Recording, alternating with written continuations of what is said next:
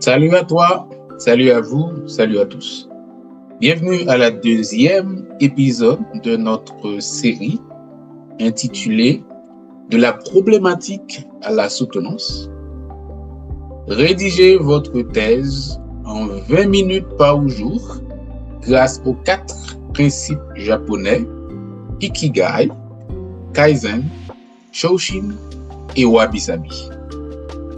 Donc, ici, c'est la deuxième épisode dans une série où nous allons voyager depuis la problématique jusqu'à la soutenance, en passant par le questionnaire d'enquête, la collection de données, l'analyse de données avec des éléments d'économétrie, la rédaction et pour finir avec la soutenance. Pour ceux qui ne me connaissent pas, je vous laisse voir ma présentation. Dr Valsin est un agroéconomiste et chercheur spécialisé en économie agricole, développement rural, gestion internationale de l'agroalimentaire et technologie de gestion des risques climatiques, particulièrement en Haïti et au Japon. Formation: doctorat en sciences agricoles, Université des sciences agricoles de Tokyo, 2025. Master en gestion des affaires agroalimentaires. Licence de la faculté d'agronomie et de médecine vétérinaire, Université d'État d'Haïti, UEH. Rôles actuels en 2026. Responsable et chercheur au centre de recherche. Secrétaire exécutif et rédacteur à l'International Journal of the Environmental and Rural Development de l'Institute of Environmental Rehabilitation and Conservation, IRECON, à Machida, Tokyo, Japon. Autres expériences. Chercheur et chargé de cours à l'Université Quisqueya, Haïti à distance. Économiste agricole à l'Organization for the Rehabilitation of the Environment, Haïti. Rôle en crédit et assistance à la recherche en Haïti. Travaux notables. Publications sur l'assurance mutuelle agricole, par exemple, Études caribéennes, 2024. Cadre de revitalisation rurale et IA en rédaction scientifique. Co-auteur d'Agricultural and Agri-Food Innovation in Haiti. Prix incluant meilleur article à l'IWRIS, Université de MIE, Japon, 2024, et meilleur présentateur CRK. Projet: focus sur l'adoption des technologies agricoles, modèle d'assurance pour les agriculteurs haïtiens et intérêt des étudiants japonais pour la revitalisation rurale. Il est multilingue, japonais, anglais, français et créole haïtien. Merci Mio pour la présentation. Je suis de retour. Maintenant, aujourd'hui, on va parler de la problématique. Donc, je suggère à ceux qui n'ont pas pu voir l'introduction de regarder la première épisode qui est l'introduction. Vous pouvez trouver cela dans le lien qui se trouve en dessous de la vidéo qui va vous conduire sur notre page web où vous trouverez toute la série. OK?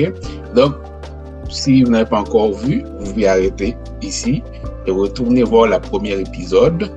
Et par la suite, vous pouvez revenir et regarder cette séance sur la problématique. La problématique,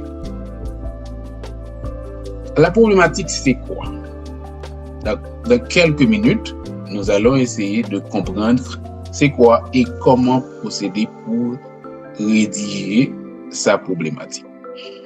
La problématique, c'est quoi? Dans le mot, on voit problème.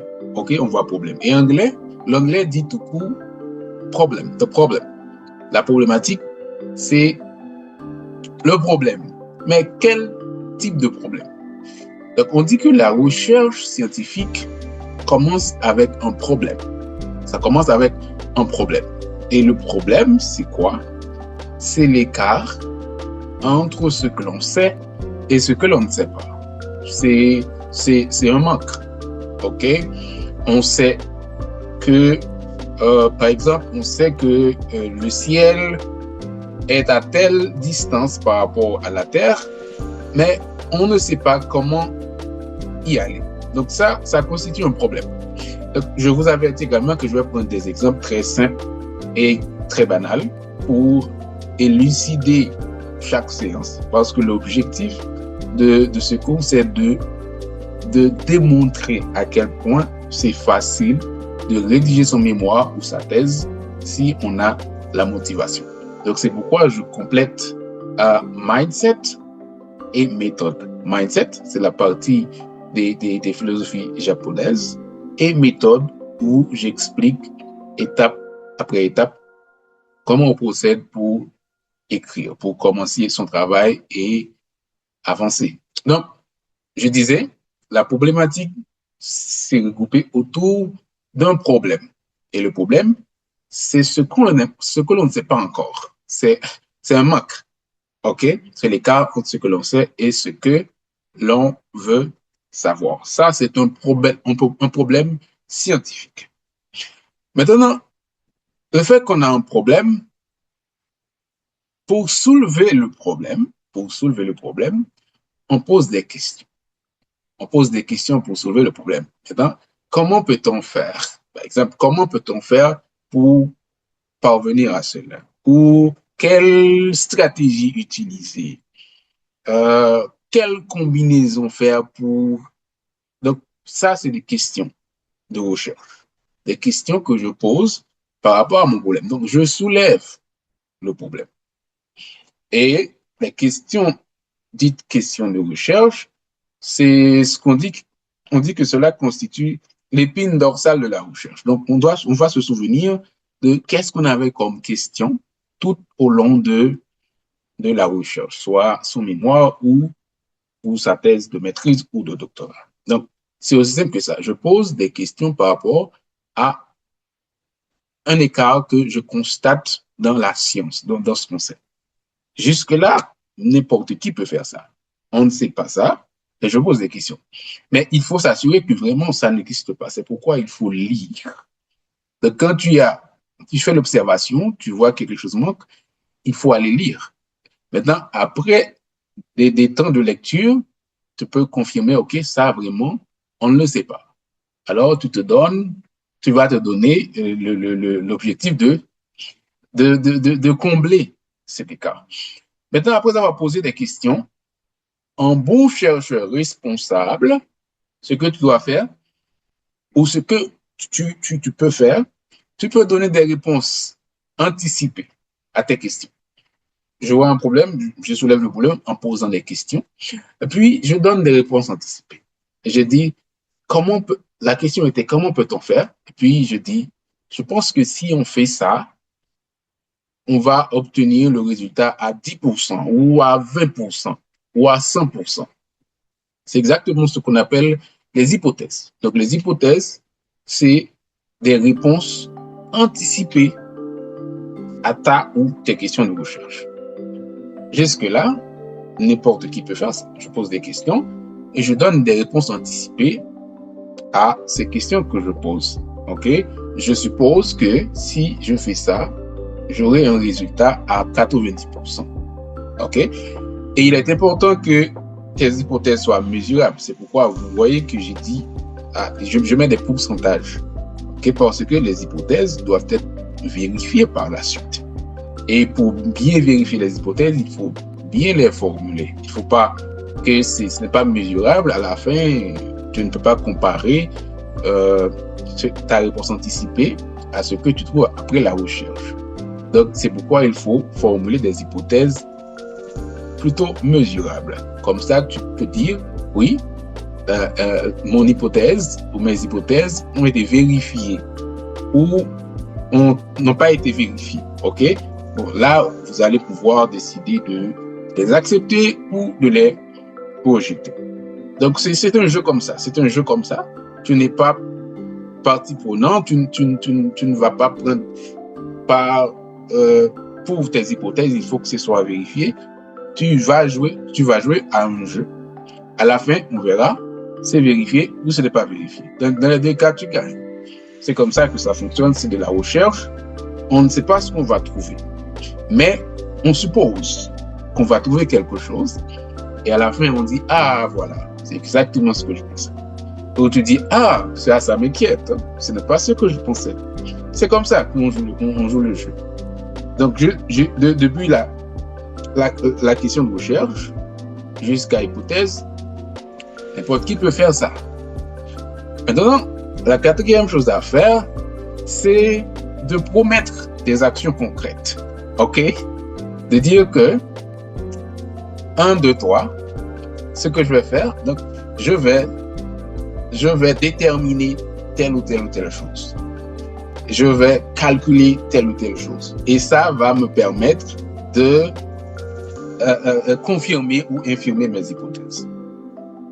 Donc, tu vois, tu promets des actions concrètes. C'est pour ça on dit, dans la formulation des objectifs, il faut commencer avec des verbes à l'infinitif. Ok, c'est calculer tel ou tel bagage. Mon premier objectif, c'est de calculer telle ou telle chose afin de parvenir à ça. C'est de déterminer. Ok, donc il y a un ensemble de verbes dans une taxonomie que vous pouvez voir. Les verbes existent déjà. Vous allez juste voir les verbes dans la taxonomie et vous choisissez en fonction de ton sujet, du moins du problème que tu souhaites résoudre. Donc, c'est pas sorcier, ok? C'est pas sorcier. Les verbes existent déjà. Vous pouvez taper et vous trouverez la liste des verbes que vous pouvez utiliser. C'est comme déterminer, calculer, analyser, évaluer. Alors, c'est là. On va les catégoriser pour vous dans la taxonomie en fonction de l'objectif général pour ce que tu veux trouver. Voilà telle catégorie de verbes que vous pouvez utiliser. Alors, on met ça à l'infinitif et on fait la phrase pour les objectifs spécifiques, principalement. Donc, ce sont juste des promesses d'action concrètes. Voilà ce que je veux faire. Et à la fin de cela, je pourrai infirmer ou confirmer mes hypothèses. À noter que les objectifs sont étroitement liés aux questions posées. Ok, donc comme je pouvais dire comment parvenir à cela. Alors, donc cette question va être liée à un objectif parce que je pose la question, je dois répondre à la question. Donc, à la fin de la recherche ou dans mon mémoire ou dans ma thèse, il faut que je montre que j'ai répondu aux questions de recherche ou aux questions de départ. Voilà. Donc, là, tu es déjà à une phase très avancée de ta problématique. Tu as tes objectifs. OK? Maintenant que tu as les objectifs, ce que tu vas faire maintenant, tu vas encore retourner dans ce qui existe dans la littérature. Tu vas regarder par rapport à tes objectifs, quelles sont des théories qui existent qui peuvent supporter ton étude. Quelles sont les théories? Exemple, si je veux faire une étude sur le marché, et il y a le prix qui intervient, il y a la demande qui intervient, donc je vais regarder des théories de la sorte. Donc, dépendamment de ton domaine, tu vas regarder par rapport au problème que tu as, quelle théorie. Donc, ce n'est pas des choses que tu es censé savoir à l'avance. Tu peux les chercher, soit dans des livres ou très facilement sur Internet.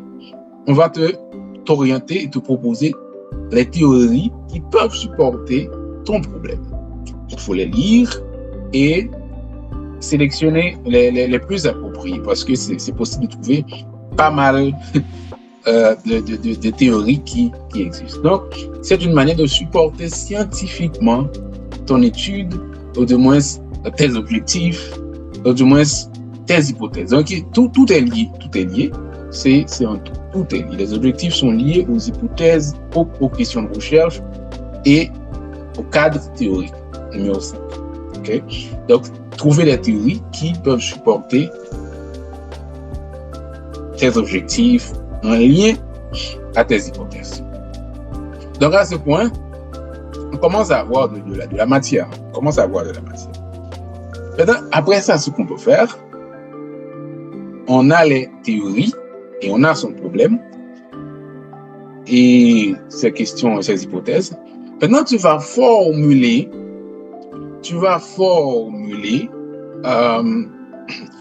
la résolution du problème à l'aide des termes ou à l'aide des éléments donnés par les théories ou la théorie que vous avez trouvée. Donc, c'est comme si ces théorie de l'offre et de la demande, par exemple, ou quelconque théorie. Donc, je vais dire, eh bien, par rapport à ce problème constaté, je suppose que si j'augmente le prix du riz dans le département, là, tu personnalises. Là, c'est comme tu fais une projection de la théorie dans le cadre de ton problème, dans le cadre de ton étude. Si je fais une augmentation du prix du riz dans le département de la Tibonite ou dans le département du Nord, par exemple, ça va avoir un effet sur la demande. Si le prix augmente, la demande du riz par la population artibonitienne va être diminuée. Eh bien, ça, c'est ce qu'on appelle le cadre théorique. Donc, tu prends la théorie, mais les théories qui existent, tu projettes sur tes problèmes, ou du moins sur tes hypothèses, ou sur ton étude. OK? C'est ce que tu fais. Et tout cela tourne autour du problème. Donc, ça commence avec le problème et on appelle ça la problématique. C'est comme on joue avec le problème et on propose une résolution du problème. Donc, pour terminer cette partie, tu vas dire les résultats que cela va donner en suivant ce que tu proposes là comme cadre théorique, comme cadre conceptuel qui est basé sur des théories et que tu projettes sur ton problème. Les résultats que cela va donner va permettre de résoudre telle ou telle chose ou de parvenir à telle ou telle chose. Donc, c'est à ce point-là que tu montres l'importance de l'étude que tu vas faire. Okay? Donc, tu termines ta problématique en exprimant l'importance des résultats et qui vont utiliser ces résultats, à qui ça va servir. Okay? Généralement, on peut dire que les décideurs ou les dirigeants, les leaders, tu connais à qui ça va servir et puis tu montres l'importance de ton étude en terminant cette partie qui est la problématique. Maintenant, c'est aussi simple que ça. Donc, pour résumer, tu as un problème, quelque chose qu'on ne sait pas. Tu te rassures que vraiment on ne le sait pas en lisant.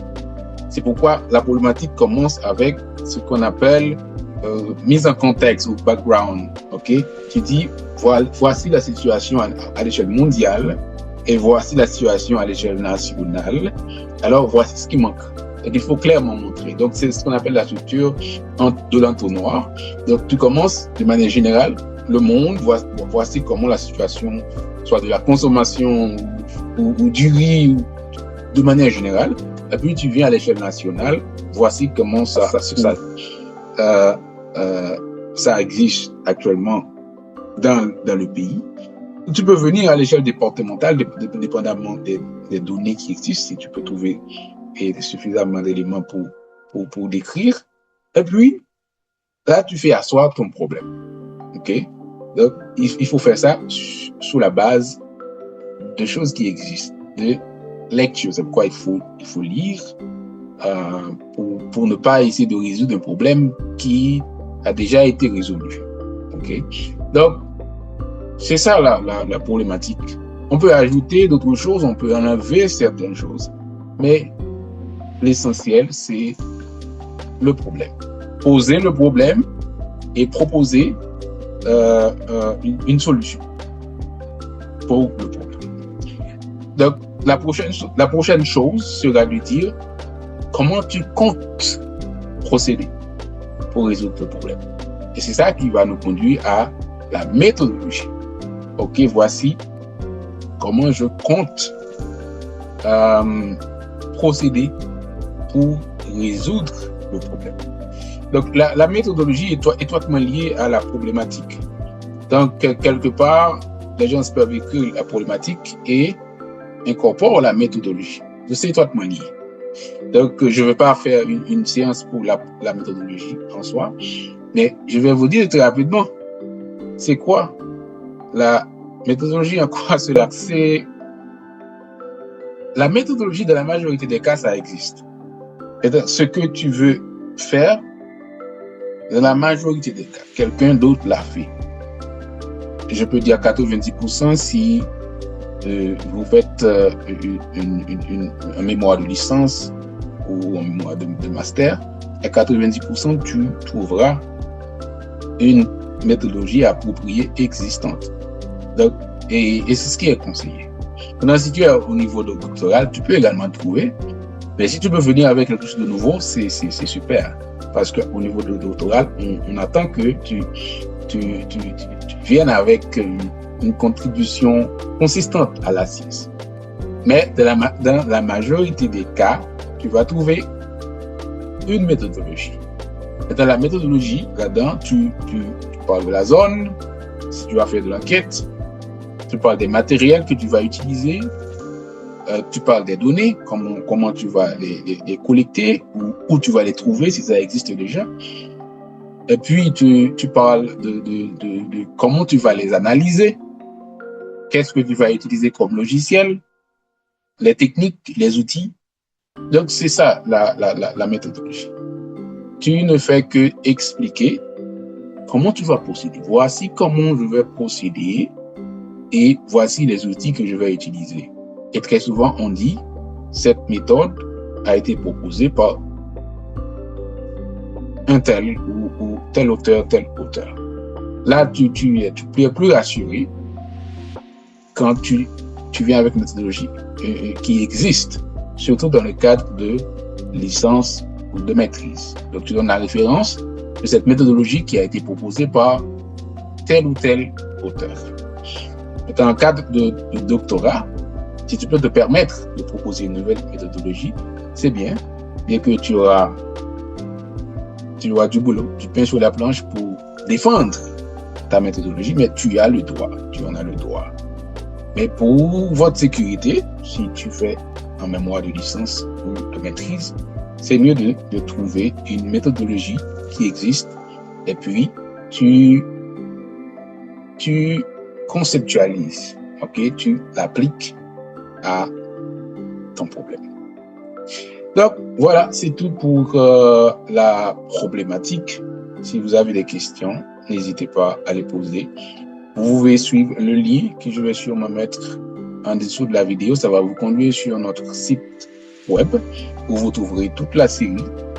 Et là, vous pouvez interagir avec nous suivant les conditions que vous trouverez sur la page. Alors, je vous dis à très bientôt pour la 3e épisode qui se portera sur le questionnaire d'enquête. Ok? Merci. Bye bye.